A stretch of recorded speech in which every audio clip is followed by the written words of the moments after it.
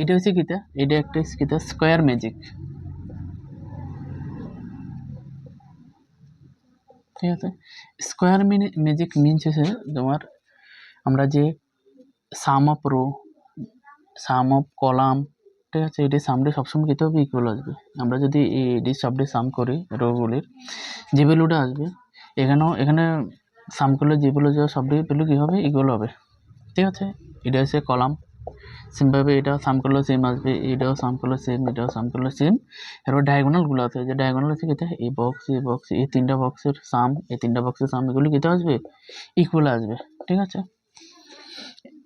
ওই সময় এটা কীতে হবে, একটা স্কোয়ার ম্যাজিক হবে। আচ্ছা, তো আমরা মেন কিছু কিছু স্টুডেন্টের প্রবলেম থাকে যে কোনগুলি রো আর কোনগুলি কলামস, এটাতে প্রবলেম হয়। কী হয় যে রো কোনগুলি, কনফিউশন হয়েছে কোনো সময় যে এডি রো না এডি রো না এডি রো, কলামস কোনটি, ডায়াগোনাল কোনটি,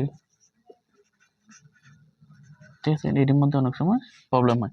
আচ্ছা, রো এটা মনে রাখার লাগে আমরা যদি শর্টকাটে বলি, আচ্ছা আমরা 8টা শুরু করি কীভাবে, দেখো 8টা আমরা কীভাবে লিখি, 8টা রেখে হয়েছে এইভাবে, ঠিক আছে।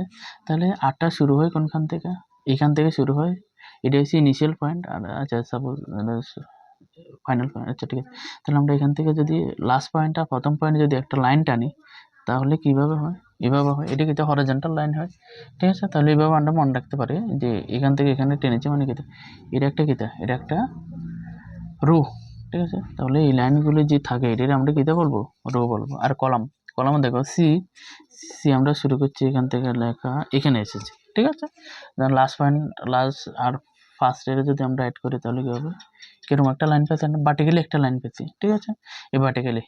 তাহলে এই লম্বা লম্বা যে ভার্টিক্যাল লাইনগুলো আছে এগুলো আমরা কি বলবো, এগুলিকে, এগুলো হচ্ছে আমরা কলাম, ঠিক আছে।